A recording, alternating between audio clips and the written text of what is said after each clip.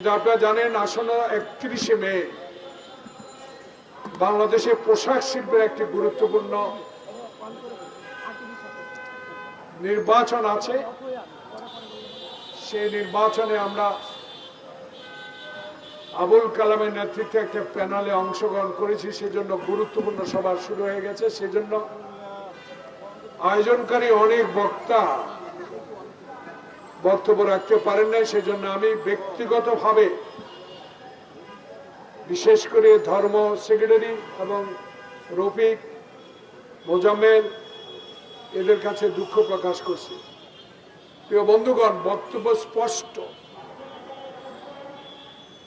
সোজা কথা, সোজা পথে হাঁটতে চাই, সোজা কথা বলতে চাই। হাসিনাকে ভয় পায় নাই, ফ্যাসিস্টকে ভয় পায় নাই, ডিবি হারুনকে ভয় পায় নাই, থানার ওসিকে ভয় পায় নাই, ডিজিডিএফআই এনএসআই যারা দলীয়করণ করেছিল হাসিনা তাদেরকে ভয় পায় নাই। দলের শীর্ষ পর্যায়ের নেতাদের নির্দেশে দলের সাংগঠনিক শক্তি বাড়িয়ে দেশের মানুষের কথা বলার চেষ্টা করেছে। রণাঙ্গনের একজন যোদ্ধা হিসাবে সাহসটুকু অন্তত আছে। বড় নেতা হতে পারে নাই, কিন্তু একজন কর্মীর মর্যাদায় ডক্টর মোহাম্মদ ইউনূসের মাধ্যমে দেশে একটি সুষ্ঠু নির্বাচন যদি দেখে যেতে পাই, এইটুকুই আমার পাওয়া। প্রিয় বন্ধুগণ, সোজা কথা এই, পরস্পর জানতে পারলাম দেশে একটি মানবিক কারণে করিডোর দেওয়া হচ্ছে।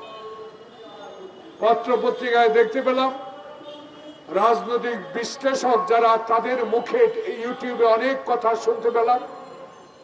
পত্রিকার মাননীয় সম্পাদক মন্ডলী অনেক কথা বলার চেষ্টা করছেন, কেউ পক্ষে, কেউ মানবিকের পক্ষে, কেউ না দেওয়ার পক্ষে। আমি একটি ছোট্ট রাজনৈতিক কর্মী হিসাবে ছোট মনে হতে পারি, ছোট নেতা হতে পারি। আমারও বয়স ৭৪। আমি বাংলাদেশের সকল আন্দোলনে সম্পৃক্ত হবার সৌভাগ্য হয়েছে। এই কথাগুলি বলার নিজকে গুণান্বিত করার জন্য নয়, শুধু মনে করিয়ে দিতে চাই, ডক্টর মোহাম্মদ ইউনূস আপনি পৃথিবীর ইতিহাসে একটা সম্মান এনে দিয়েছেন আমাদেরকে। এখনো সেই সম্মানিত ব্যক্তি হিসাবে আপনি এখনো মানুষের মনে আছেন, কিন্তু কোথাও যেন একটা দাবা খেলা হচ্ছে, কোথাও যেন নির্বাচন নিয়ে একটা চক্রান্ত হচ্ছে, কোথাও যেন আপনাকে বাধা দেওয়ার চেষ্টা করছে। সেটা আপনাকে অবহিত হতেই হবে। আপনাকে আপনার সহযোগীরা যারা অ্যাডভাইস করেন, যারা অ্যাডভাইজার, তাদেরকেও সতর্ক অবস্থায় থাকতে হবে এই দাবাটা কোথায় খেলা হচ্ছে। প্রিয় বন্ধুগণ, রাখাইনকে মানবিক কারণে করিডোর না দিয়ে তাদেরকে মানবিক সহায়তা করার শক্তি ইনশাআল্লাহ বাংলাদেশের আছে। যেহেতু বাংলাদেশে ইতিপূর্বে লক্ষ লক্ষ রোহিঙ্গাকে আশ্রয় দিয়ে বিশ্বের দরবারে একটি সুনাম অর্জন করেছে। আমি একটি ক্ষুদ্র মানুষ হিসাবে একটা কথা বলতে চাই। বাংলাদেশে আজকে এই নাগরিক পরিষদ যে সাবজেক্টটা, যে বিষয়টা নিয়ে আলোচনা করার জন্য ঠিক করেছে, সে আলোচনার প্রেক্ষিতে বলতে চাই, বিগত 16 বছরে আওয়ামী লীগের নেতারা, আওয়ামী লীগের সহযোগী সংগঠকের নেতারা, সামান্যতম পদ পদবি যারা পেয়েছে আওয়ামী লীগের, তারা বাংলাদেশে যে সম্পদ লুট করেছে, যদি এই সরকার চেষ্টা করেন এই সম্পদ উদ্ধার করে এই রাখাইনের জন্য যে কোনো একটা দ্বীপ রাষ্ট্র কিনে দিতে পারে। মানবিক দিক চিন্তা করলে অনেক কিছুই চিন্তা করা যায়, কিন্তু বাংলাদেশে এমন সমস্যা সৃষ্টি করা যাবে না যাতে আবারও আমরা কোনো ষড়যন্ত্রে পড়ে যাই, আবারও যেন আমাদেরকে এই করিডোর নিয়ে আবার আন্দোলন না করতে হয়। তাই সরকারের কাছে করিডোরের প্রশ্নে আমি অনুরোধ জানাবো, বিচার বিবেচনা করে যেই সরকার গঠন করবে যে দল, আপনার অধীনে নির্বাচন দিয়ে সেই সরকারকে এই বিষয়ে সিদ্ধান্ত দেওয়ার জন্য আমি বিনয়ের সহিত আপনাকে অনুরোধ জানাবো। বন্ধুরা, আওয়ামী লীগের নেতাদেরকে গ্রেপ্তার করা হয় না।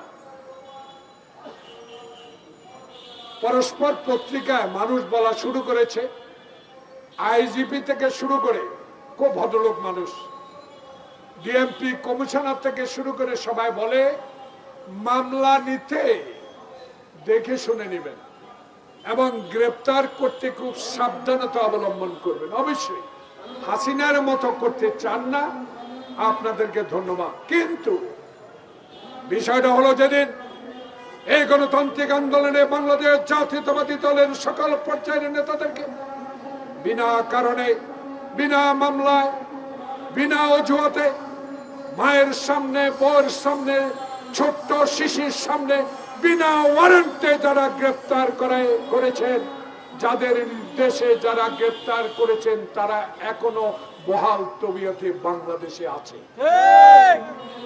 তাদের বিষয়ে আপনাদেরকে 8 মাসও কেন সিদ্ধান্ত নিতে পারলেন না?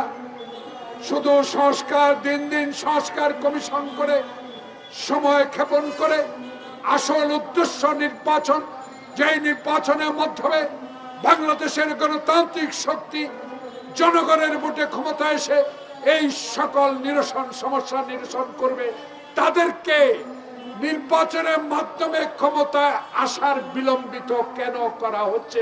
তাই কোথাও যেন একটা দাবা খেলা হচ্ছে। আমি রাজনৈতিক কর্মী, আমি রাজনৈতিক কথাই তুলে ধরতে চাই। তাই আজকে নাগরিক পরিষদের আমার নেতারা যারা সামনে বসে আছেন, রোমা সহ, কথা সবার কিছু নেই। গতকালকে আরেকবার প্রমাণিত হলো বাংলাদেশে, যিনি গণতন্ত্রের জন্য 16 বছরে লড়াই করেছেন, যিনি নিজের সন্তানকে হারিয়েছেন, যিনি তার বড় ছেলেকে 111 সরকার মেরুদণ্ড ভেঙে দিয়ে বিদেশে পাঠিয়ে দিয়েছেন, যাকে বিনা কারণে 5টি বছর কারাগারে রাখা হয়েছে, যাকে বিনা চিকিৎসা মৃত্যুর দিকে ঠেলে দিয়েছিল। এই কথাগুলো আপনাদের স্মরণ করা উচিত। তাই আইন শৃঙ্খলা বাহিনী আপনাদেরকে, সশস্ত্র বাহিনী আপনাদেরকে ধন্যবাদ জানায়। গতকালকে লক্ষ হাজারো মানুষের রেশনের থেকে যে অভ্যর্থনা জানিয়েছেন, আপনার আইন শৃঙ্খলা রক্ষাকারী বাহিনী যেই সহযোগিতা করেছেন, বাংলাদেশ জাতীয়তাবাদী দলের একজন নগণ্য রাজনৈতিক কর্মী হিসেবে আপনাদেরকে ধন্যবাদ অবশ্যই জানাতে হয়। কিন্তু এতে প্রমাণিত হয়েছে, গতকাল বেগম জিয়া যেই কথা বলেছে 82 সালে এরশাদের বিরুদ্ধে, এরশাদের দ্বারা দেশে গণতন্ত্র কোনোদিনও ফেরত আসবে না। এরশাদ একজন স্বৈর শাসক। হাসিনাকে এইভাবে বলেছে, আপনার সাথে ঐক্য করেছি এরশাদের বিরোধী আন্দোলনে, এরই মধ্যেই আপনি আরেকবার বেইমানি করেছিলেন, তাই আপনাকেও জনগণ বিশ্বাস করে না। কারণ আপনি কার কন্যা, আপনি কার সন্তান? যেই পিতা 1 মিনিটে বাংলাদেশে গণতন্ত্রকে হত্যা করে বাংলাদেশে বাকশাল কায়েম করেছিল, সেই পিতার সন্তান আপনি। আপনারা কি গর্ব করে বলেন আমার বাবার স্বাধীনতা এনেছে, আমার বাবার দেশ, আমার বাবার সম্পদ, কেউ এখানে হাত দিতে পারবে না। আল্লাহর কি রহমত, জনগণের কত দুর্দর্শ আন্দোলন, এই ছাত্র জনতার মুগ্ধের রক্তের বিনিময়ে আপনি বাংলাদেশে এখন নাই। আপনার অহংকার ভেঙে চুরমার হয়ে গিয়েছে। আপনি এখন ভারতে মোদির কাছে বসে এখনো ষড়যন্ত্র দাবার চাল চালছেন। বাংলাদেশের জনগণ আপনাকে আর কখনো এই দেশে রাজনীতি করতে দিতে আসবে না, যতক্ষণ না পর্যন্ত আপনার বিরুদ্ধে 100-র উপরে মামলা, সে মামলার বিচার না হবে। তাই আজকে বেগম জিয়া আবার প্রমাণিত করেছেন। গতকালকের এই অভ্যর্থনা আমরা আবার উৎসাহ পেয়েছি, জনগণ আবার উৎসাহিত হয়েছে। এদেশে গণতান্ত্রিক আন্দোলন ইনশাল্লাহ আবার সফল হবে। যারা 4000 উপরে বিএনপি নেতাকর্মী আত্মহত্যা দিয়েছেন, ছাত্র জনতার জুলাই আগস্টের বিপ্লবে যারা শত শত ছাত্র আত্মহত্যা দিয়েছেন, আপনাদের প্রতি আমাদের আশা, আপনাদের প্রতি আমাদের দোয়া থাকবে। আপনাদের রক্তের প্রতিশোধ বাংলাদেশে আসবে ইনশাল্লাহ। যদি এই ডক্টর মোহাম্মদ ইউনূস আপনি যদি একটি সুষ্ঠু ভোট, দিনের ভোট দিনে করে দিতে পারেন, বাংলাদেশের পছন্দের মানুষ, বাংলাদেশের মানুষ পছন্দের দলকে ভোট দিয়ে ইনশাল্লাহ নির্বাচিত করে এই দেশে একটি সংসদ করবে। সেই সংসদে 31 দফার দাবি পূর্ণ বাস্তবায়ন করে দেশ পরিচালনা হবে। তাই আজকে এই নাগরিক পরিষদ ছোট্ট হতে পারে, কিন্তু আপনারা যারা স্বাধীনভাবে সাংবাদিকতা আজকে করতে পেরেছেন, যেসব সাংবাদিক টিয়ার গ্যাস মুখে নিয়েও সংবাদ প্রকাশ করতে পারেন নাই, আজকে সাহসের সহিত আপনারা সে সংবাদ প্রকাশ করছেন। আপনাদেরকে আমাদের ধন্যবাদ দিতে হবে। এই কারণে সত্য কথা তুলে ধরুন। বাংলাদেশের 75% মানুষ এখন নির্বাচন চায়, আর নির্বাচন বিলম্বিত নয়, এখনই নির্বাচনের প্রয়োজন। সংস্কার প্রায় শেষ পর্যায়ে। এমন সংস্কারে হাত দেবেন না যে সংস্কার 111-এর মতো বিলম্বিত করে আরেকটি ষড়যন্ত্রের মাধ্যমে এই নির্বাচনকে বিলম্বিত করতে পারে। তাই ডক্টর মোহাম্মদ ইউনূস আপনার কাছে এই পরিষদ থেকে, এই অবস্থান থেকে, জাতির এই বিবেকের স্থান থেকে আপনাকে অনুরোধ জানাবো, আর দেরি নয়, কারো কথায় নয়, আপনিই গ্রহণযোগ্য ব্যক্তি। আপনার সিদ্ধান্ত চূড়ান্ত সিদ্ধান্ত। নির্বাচন ডিসেম্বরের মধ্যে দিতে হবে, দেওয়ার ব্যবস্থা করুন। সবাইকে ধন্যবাদ।